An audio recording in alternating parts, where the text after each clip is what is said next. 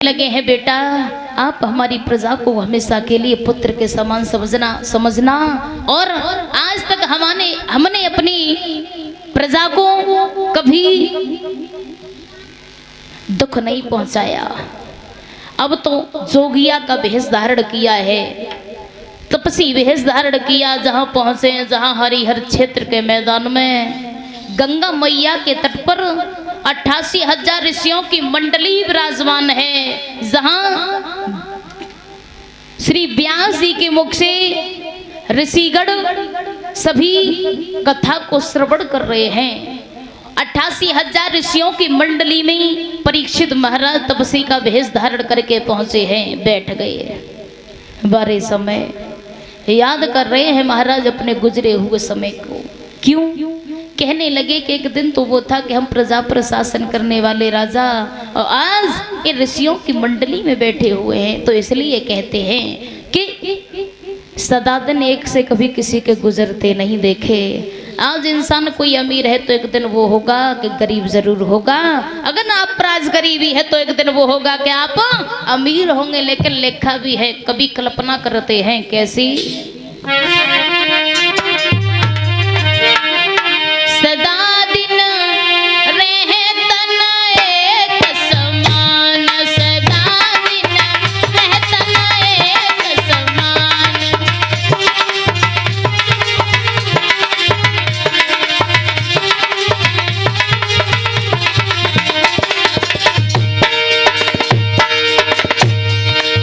बताया हो धनवानी सोनी रधन है, ओ कन्हैया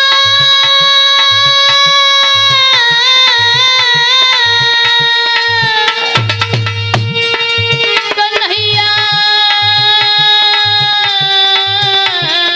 कन्हैया सदा दिन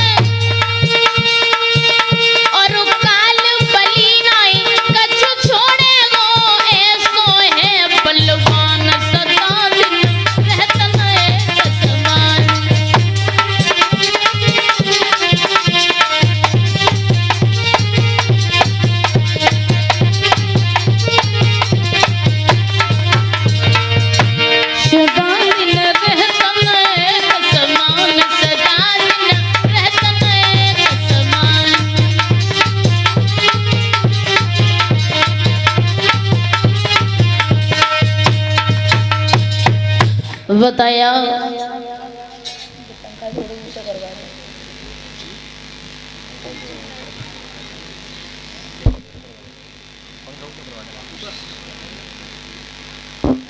श्री सूत जी समझाने लगे हैं सोनकद ऋषियों, बताया जब महाराज ऋषियों की मंडली में विराजमान है तब श्री सूत जी समझाने लगे कि एक प्रतीक नाम के राजा हुए हैं, उनके तीन पुत्र हुए देवाब, शांतनु और बाहिक। तीन पुत्र हुए। शांतनु का पूर्व जन्म में नाम महाभिष था, महाभिष। बताया शांतनु के द्वारा गंगा जी की गर्भ से ब्रह्मचारी भीष्म का जन्म हुआ। शांतनु के द्वारा सत्यवती के गर्भ से चित्रागंध विचित्र वीर दो पुत्र पैदा हुए। विचित्र तो वीर पैदा हुए हैं जो पुत्र। बताया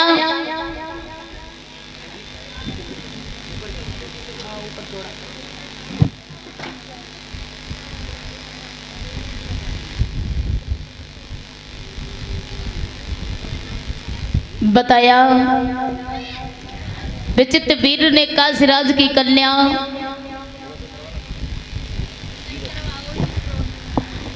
अंबिका और अम्बालिका से विवाह किया है। सत्यवती से ही पाराशर के द्वारा भगवान व्यास का जन्म हुआ। बोली व्यास भगवान की जय। बताया मेरे कथा श्रोता बंधुओं, जब विचित्र वीर ने काशीराज की कन्या अंबिका और अम्बालिका से विवाह किया है, उन्हें भीष्म जी स्वयंवर सहित बलपूर्वक ले आए। जब बलपूर्वक लेके आए हैं,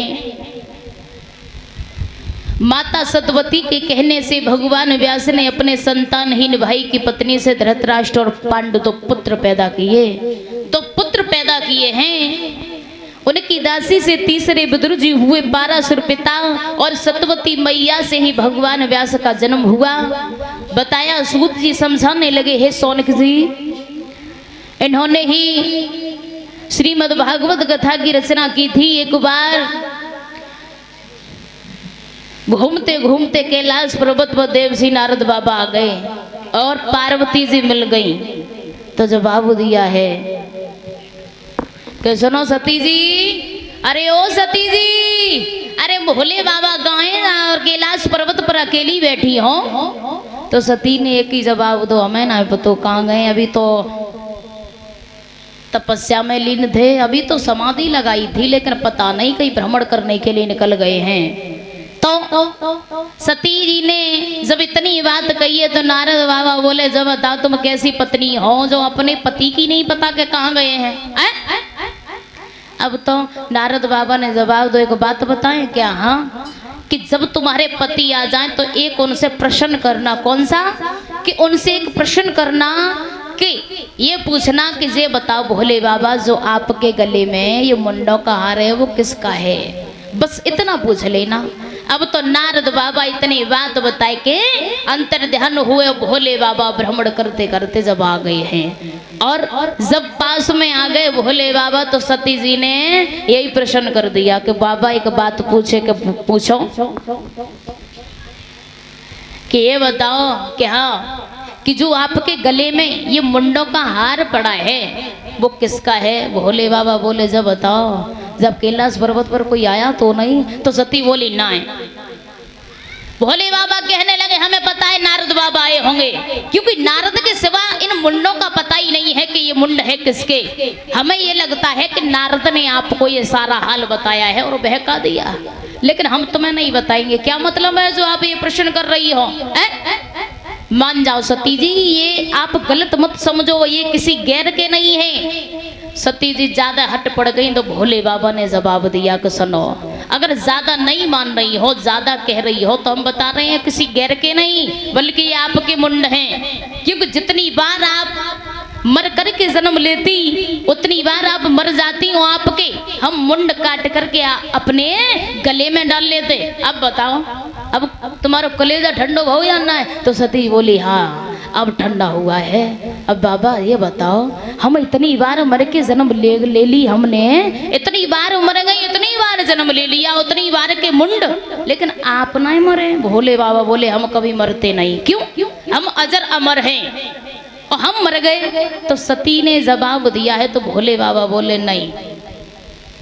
तो सती ने जवाब दिया प्रभु आप नहीं मरते हो तो अपने जैसी हम बना लियो। तो भोले बाबा बोले कैसे? कि आज हमें आप अमर कथा सुना दो जो हम अमर हो जाएं। भोले बाबा बोले सती जी जब बताओ तुम अमर कथा सुन लोगी? तो सती बोली हाँ हमें अमर कथा सुना दो कि हम भी आपकी तरह अजर अमर हो जाएं, क्योंकि हम भी कभी ना मरे।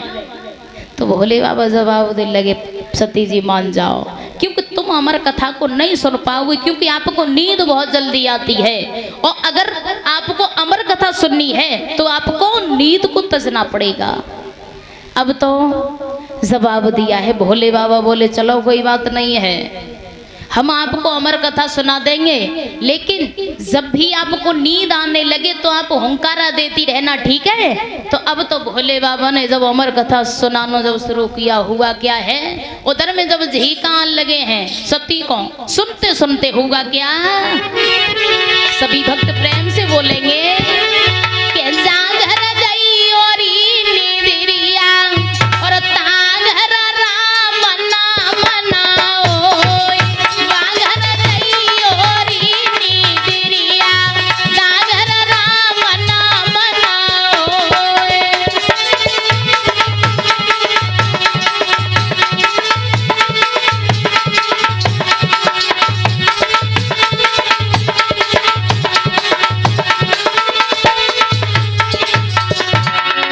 बताया और निद्रिया उसी के घर चली जाना जहाँ पर मेरे प्रभु का हरि कीर्तन न चल रहा हो, उसी के घर पर जाकर के वास करना, और जिसके घर में हरि नाम की चर्चा हो उसके घर में तो कदम भी मत रख देना। बताया जब भोले बाबा अमर कथा सुनाने के लिए जब स्थान पर मौजूद हुए हैं तो उधर में सती जी को नींद आने लगी। कैसे? अरे बोली पार्वती भोले से कथा सुनाई दे मोर,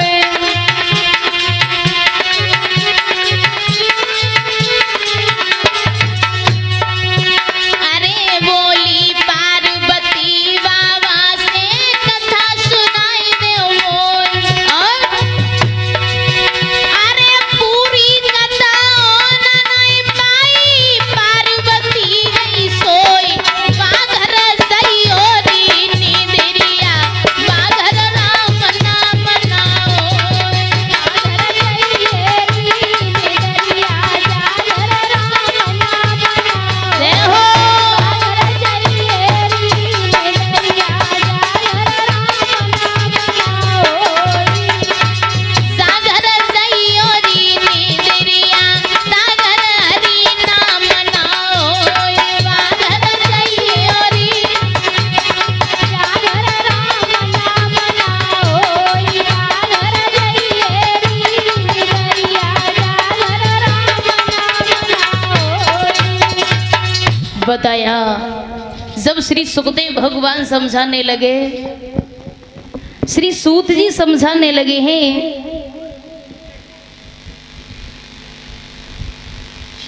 कि जब भोले बाबा ने अमर कथा सुनाने के लिए जब सभा में मौजूद हुए तो वही झीका गया, झीका आया है और जवाब दियो है पार्वती। अरे ओ सती जी का सोए गई का? अब तो बाबा आवाज लगा रहे हैं, लेकिन सती हो तो आवाज दे सोई गई। बताया एक वृक्ष की कुल्हाड़ में तोती का बच्चा, तोती का बच्चा बैठा हुआ हुंकारा देने लगा, हुंकारा देने लगा है। तो भोले बाबा ने काफी देर बाद विचार किया कि ये हमारी सती का हुंकारा नहीं है। क्यों? ये तो किसी गैर का हुंकारा लग रहा है। और बताया जो ये वृक्ष की कुल्हाड़ में ये अंडा रखा था। वो विष्णु भगवान लक्ष्मी जी की चाल थी कि इस कलयुग का तारण तरण करने के लिए। और सोचा था, लक्ष्मी और विष्णु ने विचार किया कि हम इस अंडे को एक कुल्हाड़ में रखेंगे, क्योंकि भोले बाबा जब सती को अमर कथा सुनाने के लिए मौजूद होंगे तो तब तक ये बच्चा अंडे से जन्म ले लेगा और ये अमर कथा को सुन लेगा। और इसी बच्चे के द्वारा अभिमन्यु पुत्र परीक्षित को ये कथा श्रवण कराई जाएगी। तो ये वही अंडा था। तो अंडे में से जब बच्चे का जन्म हुआ तो वही बच्चा हुंकारा देने लगा। भगवान को मालूम हुआ कि हमारी सती का हुंकारा नहीं है। त्रिशूल को आदेश दिया है, जाओ, ये कौन है, हमारी सती का हुंकारा नहीं है, जो भी हो इसका वध करके आना होगा। ये अमर हो चुका है, हमारी सारी अमर कथा को सुन लिया। उधर में तो त्रिशूल को आदेश दे दिया। त्रिशूल जा रहा है, जब वृक्ष की कुल्हाड़ में से तोती का बच्चा भागा, आगे आगे तोती का बच्चा है, पीछे पीछे भगवान का त्रिशूल पिछाई करता हुआ जा रहा है। देखा कि एक अटिया पर व्यास भगवान की पत्नी पिंगला अपने केसों को सुखा रही है। अटिया पर जब केसों को सुखा रही, एकदम से जमाई आई है। जमाई के अनुसार मुंह फटा और वो तोती का बच्चा था, वो मुंह में घुस गया और गर्भ में स्थापित हो गया। जब गर्भ में स्थापित हो गया, भोले बाबा का त्रिशूल वहीं पर रुक गया है। त्रिशूल को रुके रुके रुके रुके 12 साल व्यतीत हो गए। भगवान कैलाश पर्वत पर इंतजार कर रहे हैं कि चल के देखते हैं कि हमारा त्रिशूल 1-2 साल छोड़ो बल्कि 2 साल 12 साल व्यतीत हो गए, लेकिन अभी तक लौट के क्यों नहीं आया। शायद हमें ये पता चलता है कि किसी कष्ट में डूबा हुआ है हमारा त्रिशूल। बाबा अपनी समाधि को जगा करके चले हैं। देखा कि व्यास भगवान के दरबार पर आए तो व्यास भगवान ने प्रभु को आते देखा, आदर सत्कार किया, उच्च सिंहासन पर बैठाया है। व्यास भगवान ने जवाब दिया, है प्रभु आज हमारे दरबार में आपका कैसे आना हुआ। तो भोले बाबा ने जवाब दिया, सुनो व्यास जी, आपके घर में हमारा एक चोर घुस आया है और उसने हमारी चोरी की है, वो भी अमर कथा की। क्यों, कहाँ है वो चोर प्रभु आपका। कहने लगे बाबा कि सुनो व्यास जी, वो चोर है आपकी रानी के गर्भ में।